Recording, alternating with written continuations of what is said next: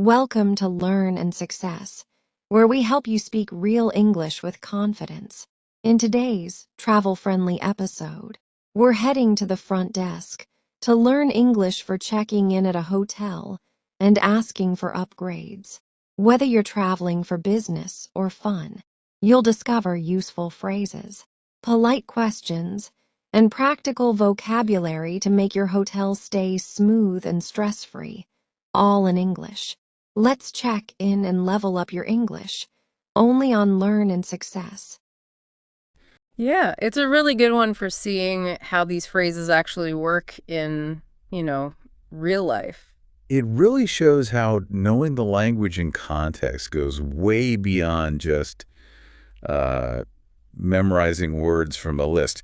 It's about the nuances. It is, it really is. Understanding the implications, the subtle cues. Exactly. So to really dig into this, we're focusing on a specific scenario. We've got this traveler, Anthony Roberts. He checks into a hotel. He's expecting a standard room, nothing fancy. Yeah. And we'll follow this initial mix-up that happens. Right. And see how it leads to a pretty surprising and, let's face it, very welcome outcome for him. It's a perfect way to see these key phrases in action. Sets the stage perfectly. So let's unpack it. Anthony goes up to the desk, and he starts with that phrase we all use almost automatically. I have a reservation under the name Anthony Roberts. Mm-hmm. Standard stuff. Right, you say it without even thinking. But let's pause on that bit. Under the name. Why that specific wording? What's it really communicating? That's a great point. Under the name, it's more than just saying who you are, isn't it? It's like this universally understood code. It signals you're the person linked to a specific booking, a prior arrangement. Someone set this up beforehand. Ah, okay. So it implies something's already in the system for you. Exactly. And it works everywhere, not just hotels. Think restaurants, flights, event tickets. The source we looked at had good examples, like my secretary made a reservation under my name, or the classic question, do you have a reservation under the name Smith? It's like the password, the linguistic key to unlock whatever they're holding for you. Confirms you match the booking. That makes sense. Precision is important there. But for Anthony, our traveler, after he says under the name Anthony Roberts, the hotel staff says his key card is for, well, the presidential suite. Whoa. Yeah, exactly. He was expecting, a basic standard room, totally different thing. So naturally, he says there must be some mistake. I mean, you would, right? That's Yeah. a big jump. Definitely. Yeah. And the hotel staff, they do a quick check, and then they explain, right, yes, there seems to be a mix-up. Okay, mix-up. That's another key term here. It is. When a hotel uses that phrase, mix-up, what are they really signaling? Well, it's often their, let's say, polite and professional way of saying, oops, something went wrong on our end. Oh. It acknowledges an internal mistake, an administrative error, usually without pointing fingers directly. Right. So for the guests, hearing mix-up is actually kind of informative. It can be, yeah. It tells you they know there's a problem, it's likely their fault, and they're probably already thinking about how to fix it, and sometimes how to fix it in a way that makes you happy. Right. Potentially turning it into an opportunity. Exactly.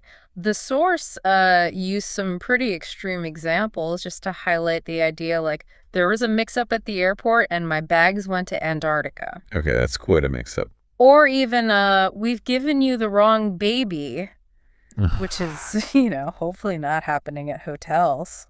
Let's hope not. But it drives the point home, a mix-up means things didn't go according to plan. Something went wrong somewhere. Precisely. Something went awry. Thankfully for Anthony, the stakes weren't that high. But still, there was an issue. The staff checks again and explains the actual reason behind the mix-up. Unfortunately, we're overbooked at the moment. Overbooked. Now, that's a really interesting one. Yeah. Why is that? Because Overbooked isn't usually just an accident. It's often a calculated risk the business takes. Hotels, airlines, they do this quite a bit. It means they've intentionally sold more rooms or seats than they actually have. Intentionally. Why would they do that? Well, they use models, predictions. They expect a certain number of people won't show up or they'll cancel last minute. So overbooking helps them make sure they're as full as possible, maximizing revenue. It's a business strategy. Okay, so it's not just bad luck or incompetence. Yeah. It's built into the system sometimes. Often, yes. It's a common operational practice. Understanding that it's a deliberate decision, not just random chaos, can sort of shift how you feel about it as a traveler when it happens to you. That's a really crucial distinction.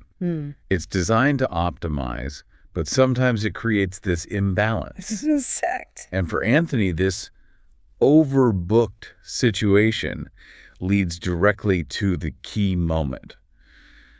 The hotel, because of the inconvenience they caused, says they're pleased to offer a complimentary upgrade. And there it is. That's where the potential headache flips into a potential win. Complimentary upgrade. Let's break that down. Sure. Complimentary, that just means free.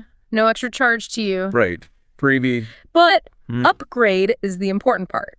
It means you're getting something better, more valuable than what you originally paid for. A nicer room, a better seat on the plane. So why do they do it?